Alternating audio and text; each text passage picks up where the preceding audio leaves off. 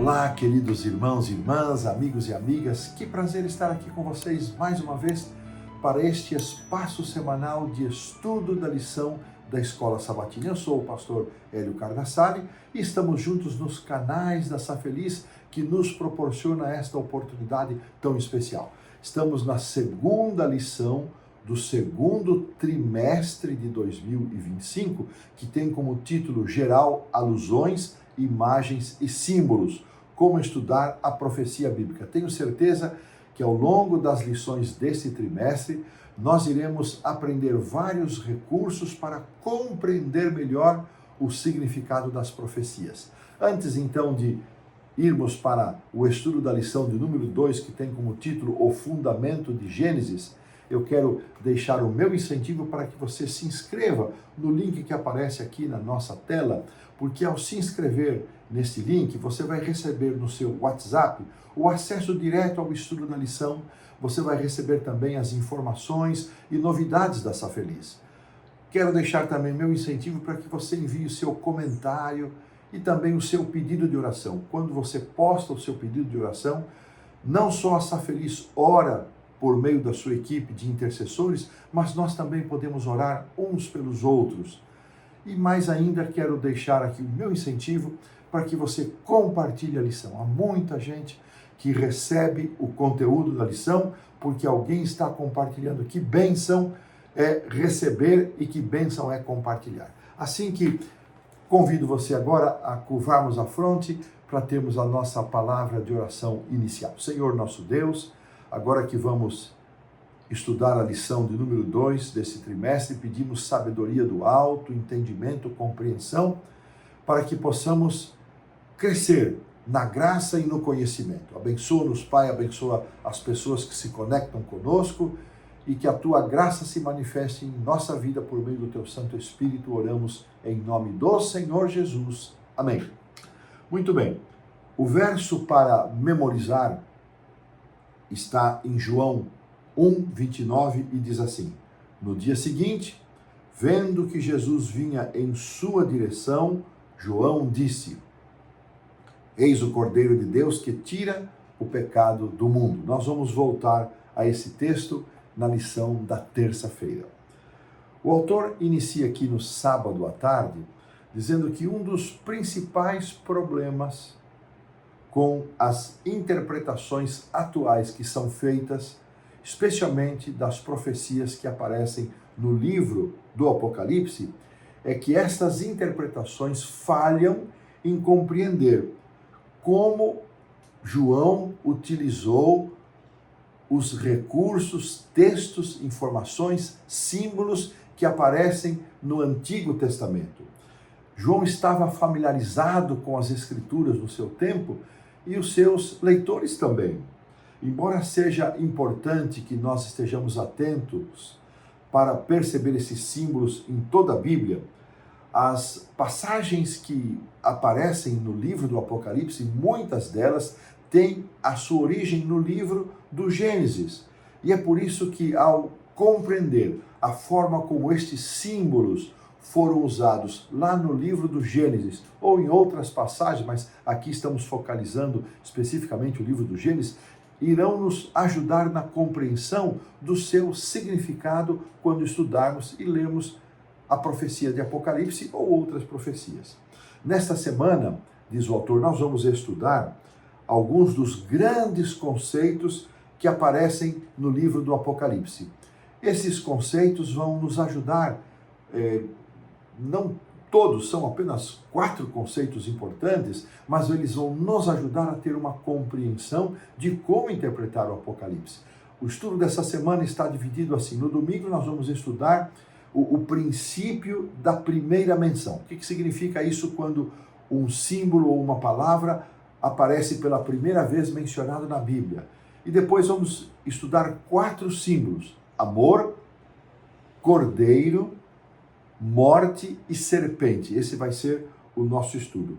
Cada um desses detalhes mencionados aqui, esses 4 pontos, eles nos trarão lições preciosas, valiosas, para uma compreensão de como eles são usados lá no princípio e como são usados na profecia proporcionando assim uma compreensão mais ampliada das profecias. Que Deus nos conduza nesse estudo, um estudo com um conteúdo teológico bastante evidente, que o Senhor, como pedimos, nos dê sabedoria em cumprimento da sua promessa e que o Espírito Santo nos guie ao estudarmos esta lição tão importante. E desta maneira, nós colocamos um ponto final na lição do sábado à tarde. Avançando para o domingo, nós vamos então considerar o chamado princípio da primeira menção.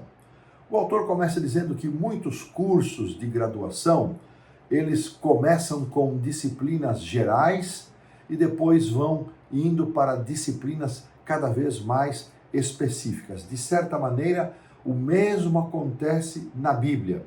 Uma vez que um conceito ou um símbolo é mencionado na Bíblia pela primeira vez, especialmente nos capítulos iniciais do livro do Gênesis, nós descobrimos que esse texto nos proporciona uma compreensão maior desse conceito ao longo dos livros e capítulos seguintes da Bíblia.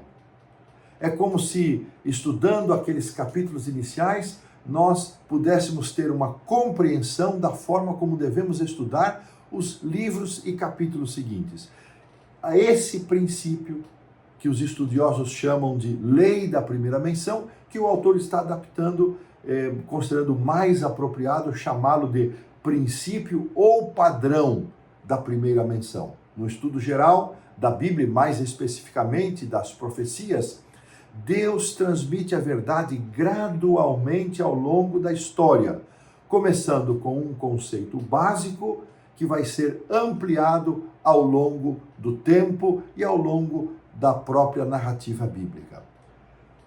Na pergunta 1, o autor introduz aqui 3 textos bíblicos, Isaías, Malaquias e Hebreus, que fazem uma mesma afirmação e vamos ver a importância desta afirmação para esse conceito da primeira menção. Os textos começam com Isaías 40, 7 e 8, onde o profeta Isaías afirma que Deus permanece eternamente quando comparado com a flor e com a erva que nasce e seca rapidamente.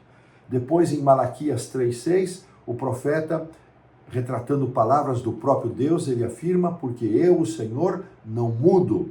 E quando vamos para o Novo Testamento, o livro de Hebreus, ali vamos encontrar um texto muito conhecido: Jesus Cristo, ontem, hoje, é o mesmo e o será para sempre. O que este fato, o que este princípio de que Deus permanece eternamente, Deus não muda, Ele é o mesmo ontem, hoje e permanecerá assim para sempre, qual é o significado, a importância dessa compreensão para este princípio da primeira menção? Bom, o autor então, ele afirma que quando Deus estabelece uma verdade, ele não muda de ideia. Olha que interessante.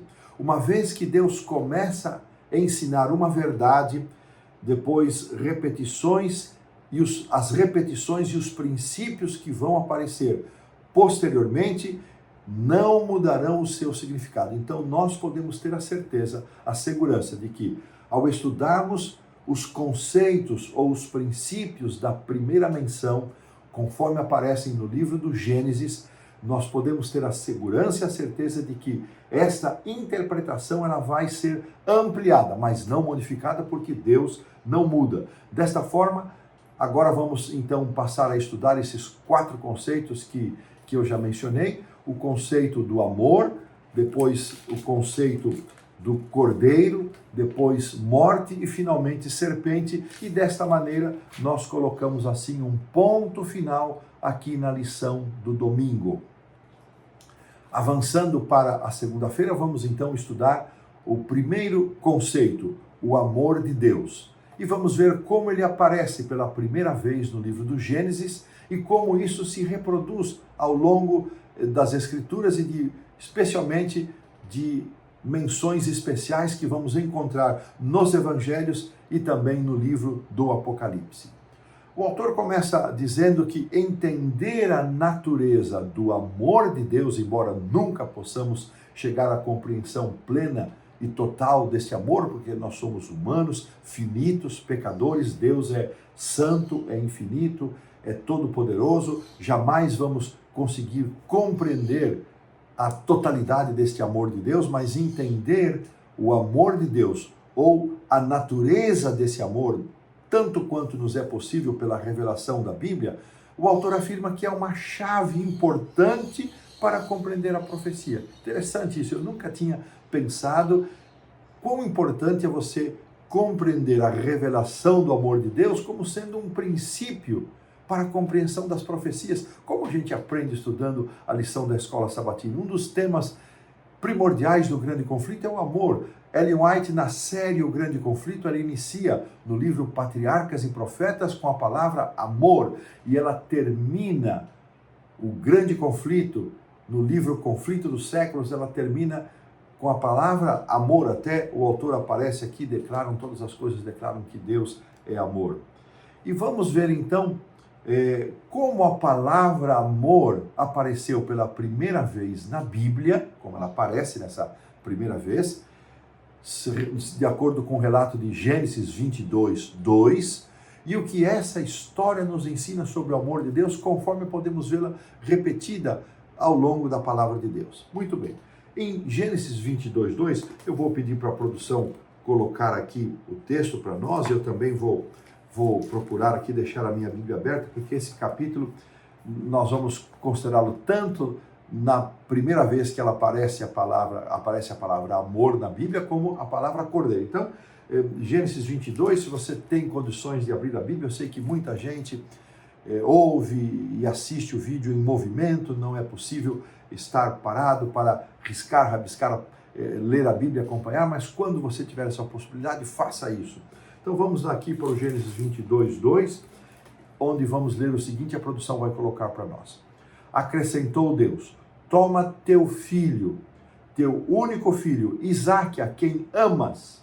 Então, esta expressão, essa variação do verbo amar, teu filho a quem amas, é a primeira vez que ocorre o verbo amar na Bíblia. E vai-te à terra de Moriá, oferece-o ali em holocausto sobre um dos montes que eu te mostrarei.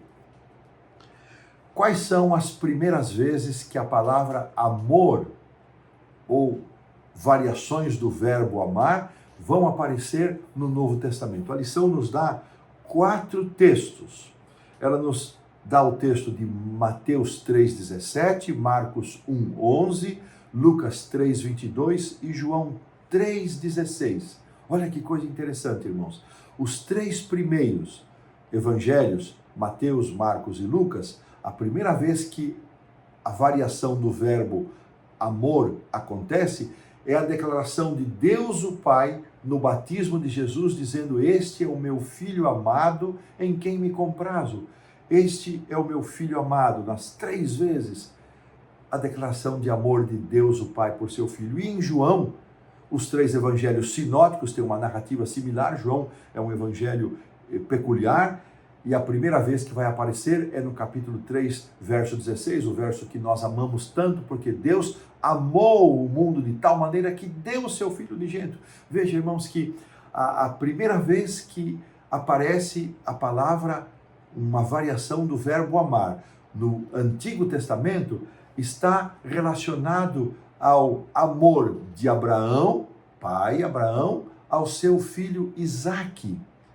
As primeiras vezes, nos 3 evangelhos, Mateus, Marcos e Lucas, aparecem a declaração de Deus, o Pai, a Jesus, o Filho amado.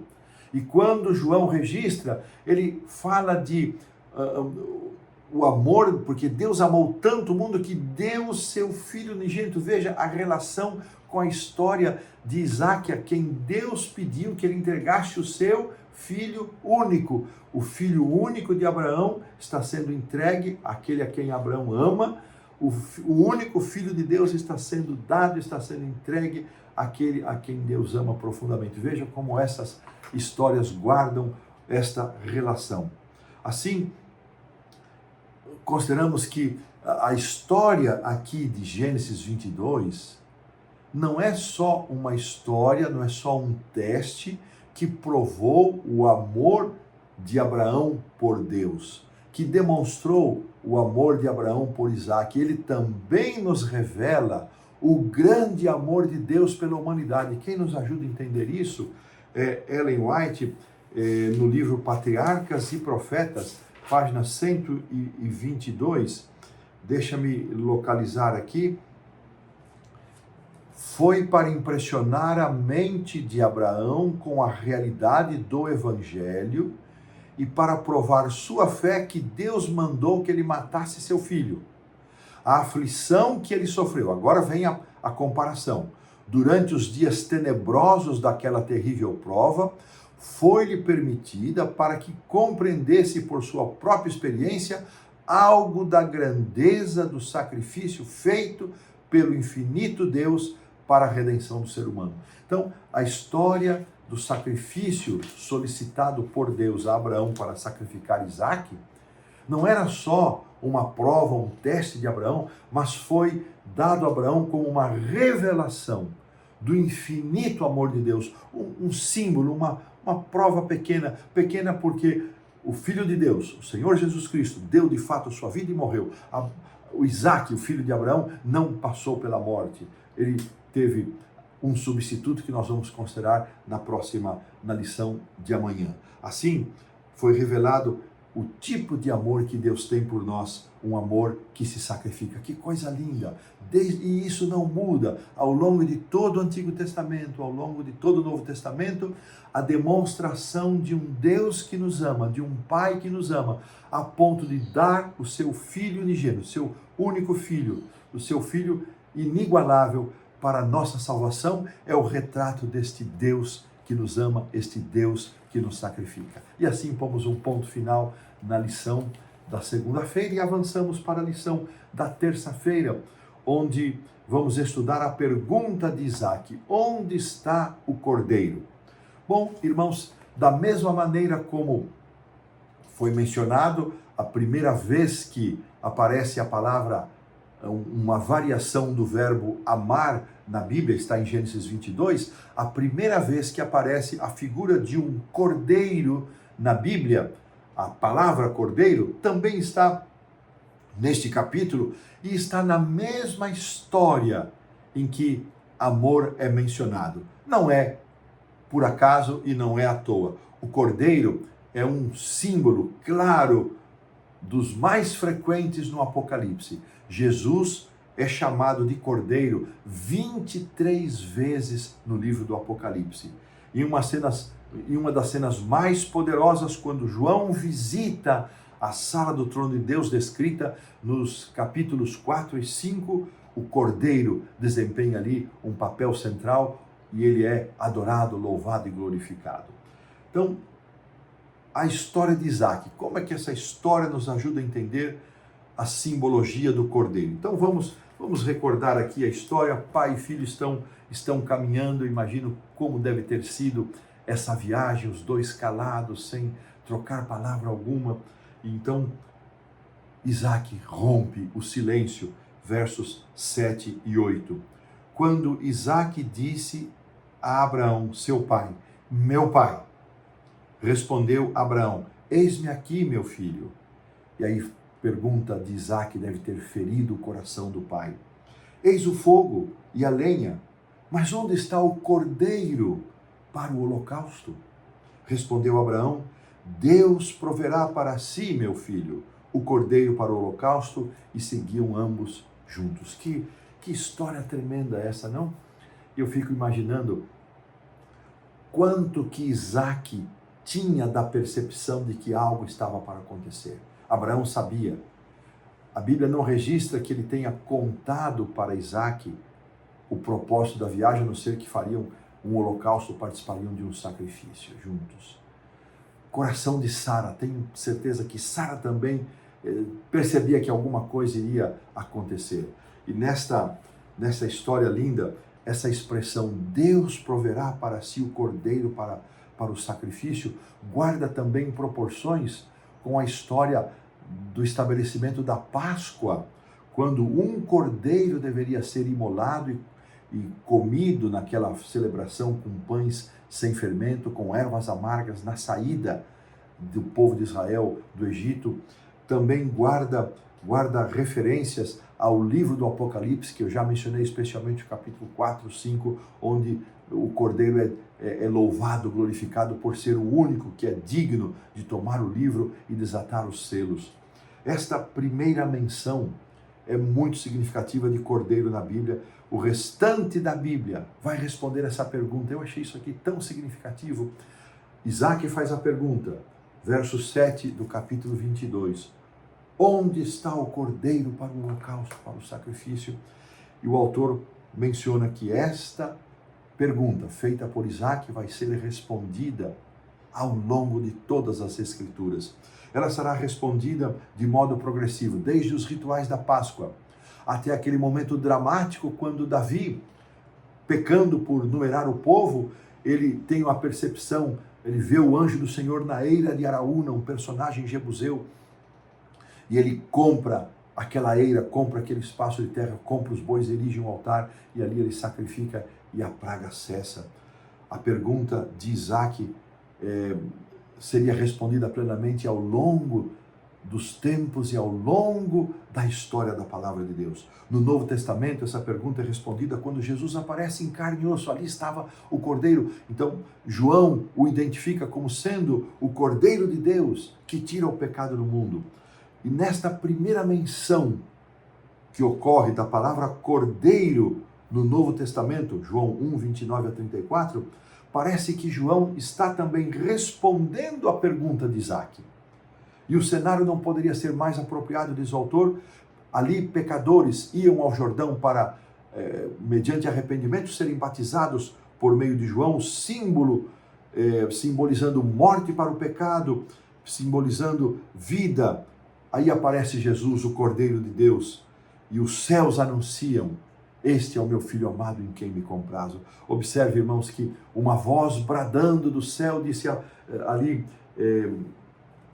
determina que Abraão não execute seu filho. E da mesma forma, uma voz do céu confirma o Filho amado, o Filho Salvador, o Filho Redentor. Irmãos, é muito interessante algumas percepções que, quando Isaac pergunta para Abraão, ele pergunta: pai, onde está o cordeiro para o sacrifício? O cordeiro é um animalzinho mais jovem. E quando Abraão, depois de receber a ordem de não matar o seu filho, não estenda a mão sobre o rapaz, diz aqui o texto, verso 12, nada lhe faças, porque agora sei que temes a Deus, porquanto não me negaste o teu filho, o teu único filho. Novamente aparece aqui a menção, o único filho. E tendo Abraão erguido os olhos, viu atrás de si um carneiro. Veja que quando Isaac pergunta, ele pergunta por um cordeiro, um animalzinho mais jovem. Quando Abraão vê, ele vê um carneiro, um animal mais adulto, um animal mais crescido, né? Assim, irmãos, olha que interessante esse detalhe. Gênesis 22, 8 guarda relações, a pergunta feita por Isaac, guarda relações com Levítico 16, 36, onde também, vamos achar rapidamente aqui essa passagem, onde vai aparecer no dia da expiação, vamos achar aqui, 16 versos 3 e também o 6, onde vai aparecer a figura de um carneiro no dia da expiação. E quando vamos para Daniel 8:3, olha que eu achei isso aqui tão lindo, tão maravilhoso, um aprendizado para mim também, nunca havia percebido essa relação. E quando vamos para Daniel 8:3, então levantei os olhos junto ao rio Ulai, diante do rio estava um carneiro, o qual tinha 2 chifres, e aí segue a narrativa. Então este carneiro, visto por Abraão e que foi sacrificado ali no Monte Moriá em lugar de Isaac, guarda relações com o carneiro que era imolado no cerimonial do dia da expiação, e guarda relações com o carneiro visto por Daniel que se aplica ao dia da expiação escatológico. Olha que coisa linda. Olha como a Bíblia se entrelaça, não é? Como ela se relaciona. Esse é o princípio da intertextualidade que vimos na semana passada. Observe que, desta maneira, muitas semelhanças entre as histórias, né? Muitas semelhanças mostrando como a profecia lá do Apocalipse, a compreensão dos textos proféticos, podem ser compreendidos pelas imagens, pelos símbolos, da forma como eles aparecem pela primeira vez nas Escrituras. Eu quero utilizar aqui a porção chamada auxiliar do professor, onde o autor faz uma paráfrase deste texto de 22:8. Neste caso, o texto de Gênesis 22:8 poderia ser traduzido, ele explica o significado das palavras originais, que aqui não vem ao caso para nós, mas a paráfrase nos interessa. Deus, a forma como, se fôssemos fazer uma tradução literal de 22:8, seria assim. Vamos ler novamente o 22:8 para a gente não perder a conexão. Quando Isaac disse a Abraão, seu pai, meu pai, respondeu Abraão, eis-me aqui, meu filho. Perguntou-lhe Isaac, eis o fogo, a lenha, mas onde está o cordeiro para o holocausto? Verso 7, agora o verso 8, a resposta de Abraão.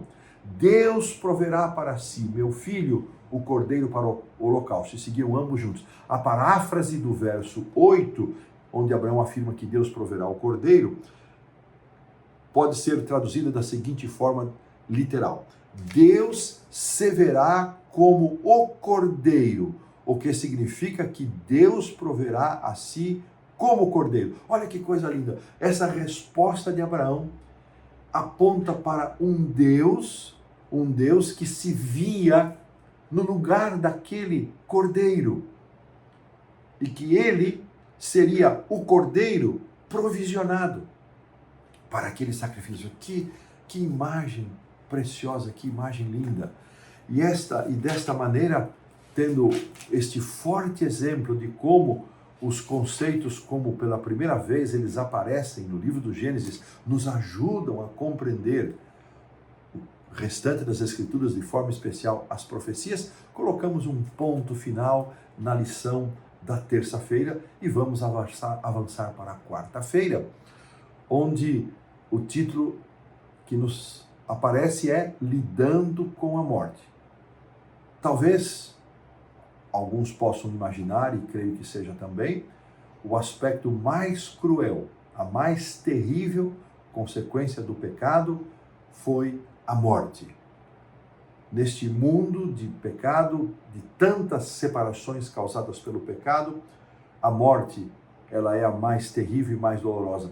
E ela aparece em lugar de destaque nas profecias. Tanto sua realidade, quanto, o que é mais importante, a sua solução, encontrada na pessoa do Senhor Jesus Cristo, em sua morte sacrificial e substitutiva, e também na sua ressurreição. A primeira vez que a palavra morte, a primeira menção da palavra morte na Bíblia, e a primeira vez que ela ocorre, portanto, lança luz sobre esse tema nas profecias. E aqui o autor nos leva para o relato do Gênesis, onde Adão e Eva recebem a ordem de não comer do fruto da árvore da ciência do bem e do mal, porque certamente morreriam. E eu tenho convicções de que naquelas visitas pela viração do dia que Deus fazia ao santo casal, eles foram orientados, receberam todas as explicações, e Deus tentou também explicar para eles o que era a morte. Tanto que no diálogo de Eva com a serpente, Deus disse que nós não vamos, que se comermos vamos morrer, e a serpente usa da mentira dizendo certamente não morrereis. Assim, as vezes em que lá nos textos proféticos vai aparecer, nos escritos de Paulo, na primeira carta aos Coríntios, um texto maravilhoso falando sobre a ressurreição de Cristo, e depois no Apocalipse 1:18 também vai aparecer aqui a questão da morte. A morte é o oposto da vida, é a destruição da vida. Ela é uma intrusa que entrou neste mundo sem pedir licença e causa tanta dor, tristeza e sofrimento. Mas há certas mortes que parecem serem mais terríveis. A morte de uma criança consumida por um câncer, por uma leucemia, uma meningite, seja qual for a doença, a morte de um jovem provocada por um acidente, tanta tristeza. Essas mortes parecem que maltratam mais ainda o nosso coração. Mas a forma como a morte foi registrada pela primeira vez nas Escrituras, então vamos ao capítulo 4, nós vamos ver um guarda-proporções para a compreensão do que vai vir a seguir.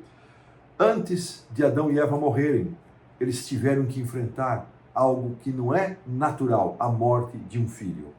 Nós entendemos que deveria ser assim. Filhos deveriam enterrar os seus pais e não o contrário, pais enterrando os seus filhos. Irmãos, eu nunca passei por essa experiência, mas conheço pessoas que já passaram por essa experiência. Certa vez fui visitar um lugar no Brasil, o pastor que foi me buscar no aeroporto, entramos no seu carro e a primeira coisa que ele me contou foi a história da morte de seu filho. Ele falava com tanta dor em seu coração, que eu não conhecia a história, não sabia que ele havia perdido um filho. Eu imaginei que era algo recente, coisa de 1 ano, no máximo 2, e eu perguntei, pastor, há quanto tempo você perdeu seu filho? Naquela ocasião, ele me disse, pastor, quase 12 anos. Há quase 12 anos, a ferida ainda sangrava, a dor ainda era intensa pela morte do filho. Adão e Eva passaram por isso, eu não sei o que significa isso, Deus sabe, porque ele passou por isso. Se você, meu irmão, um dia perdeu um filho, uma filha, se eu estou falando para alguém que enfrentou essa dor, receba o consolo que a palavra de Deus nos dá, a promessa de que essa morte será tragada pela vitória de Cristo eternamente, e ele vai pôr um ponto final em todo o sofrimento. Voltando para o sentido, aqui a forma como ocorre pela primeira vez uma experiência de morte na Bíblia, Abel, justo, o obediente, foi morto por seu irmão, o ímpio, o desobediente. E esta história, o justo morrendo na mão do injusto, o justo morrendo na mão do desobediente, guarda proporções com a morte de Cristo, Jesus, o justo, morrendo em lugar dos injustos, morrendo em lugar dos pecadores. Que paralelos lindos nós podemos ver entre o relato da morte de Abel, mesmo numa cena trágica, uma cena de morte, há esta beleza da comparação. Abel e Jesus, os dois justos morrendo em circunstâncias para que, no caso de Jesus, nós injustos fôssemos alcançados por esse sacrifício para a salvação. No caso de Abel, ele não deveria morrer, ele pagou com sua vida por conta de sua obediência.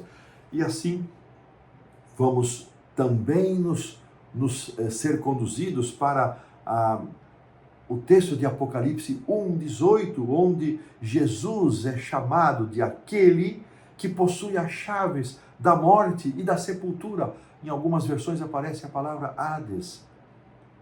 O que Deus nos oferece por meio desse Cristo que tem as chaves e o poder, nos oferece o conforto, a esperança e a certeza de que este que tem as chaves sobre a morte, sobre a sepultura, um dia vai chamar os justos. Desde Abel, o primeiro justo a ser enterrado, ele vai chamar os justos da sepultura e vamos nos encontrar com os vivos e juntos transformados, estaremos para sempre com o Senhor. E Paulo, na sua descrição da volta de Jesus e destas cenas, ele usa a expressão consolemo-nos uns aos outros com estas palavras. E desta forma, colocamos um ponto final na lição da quarta-feira.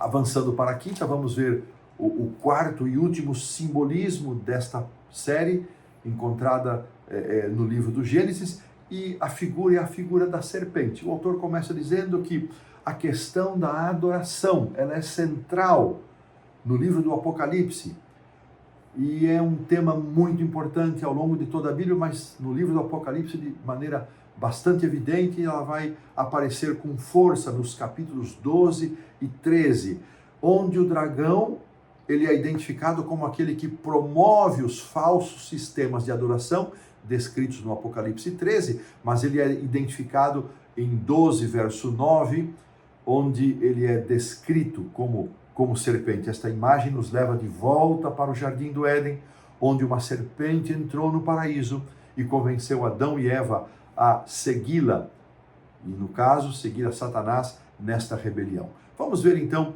as proporções. São destacados aqui dois textos, o do Gênesis, capítulo 3, versos 1 a 5, o diálogo de Eva com a serpente, e o texto de Apocalipse 12, 1, 9, as descrições iniciais da guerra, da luta entre o dragão, a antiga serpente, o diabo, Satanás, contra Jesus. Então, a Bíblia menciona, o autor confirma que existem dois relatos que levou o mundo para o caminho errado. O primeiro está em Gênesis, capítulo 3, quando existiam apenas duas pessoas. O segundo está em Apocalipse 12, 13, em que Satanás é identificado como o sedutor do mundo, Apocalipse 12, 9. E como ele dá poder para a besta do mar, diante de quem toda a terra se maravilha. Desta maneira, nestes dois relatos, Satanás leva o mundo para o caminho errado. No início, duas pessoas, no final, ele seduz o mundo todo. Um dos temas das profecias e também de natureza imutável, como mencionamos na lição do domingo, do grande conflito, é o seu caráter e sua palavra, que não mudam, mas as ambições de Satanás mudam. As ambições dele mudam. Felizmente, a natureza do grande conflito permanece invariável.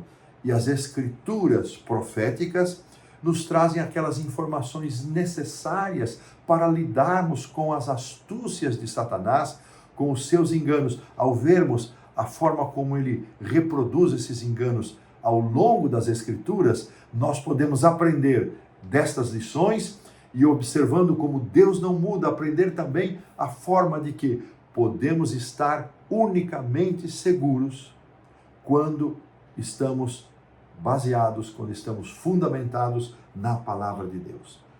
Deus nos prometeu, irmãos, dar sabedoria e discernimento. Está lá em Tiago 1,5, e assim, armados com a espada de dois gumes, que é as Sagradas Escrituras, nós não precisamos cair nas mentiras do diabo. Então, esta figura da serpente, enganando a Eva e Adão lá no início, a figura da serpente, já agora assumindo a postura de dragão, que quer roubar a adoração do mundo, as suas artimanhas estão sempre voltadas para assumir o protagonismo, tomar o lugar de Deus, receber a adoração.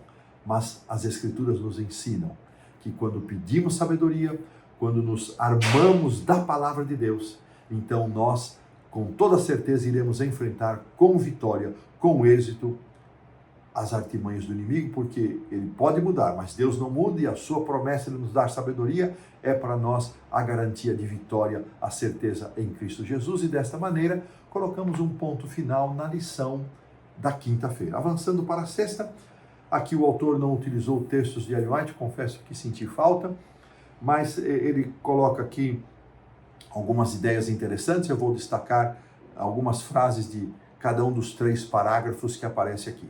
Primeiro parágrafo, na lição do estudo adicional, a Bíblia é o registro das interações de Deus com a humanidade na história. Eu, ao estudar milhares de anos dessa interação, nós vamos aprender sobre o caráter imutável de Deus. Então, o estudo da palavra de Deus, ver como Deus não muda, como ele é imutável, nos habilita a viver nesse mundo. Segundo parágrafo, o fato de nossa mensagem ser imutável e consistente não significa que ela seja simplista ou pouco desafiadora. Por isso precisamos pedir sabedoria.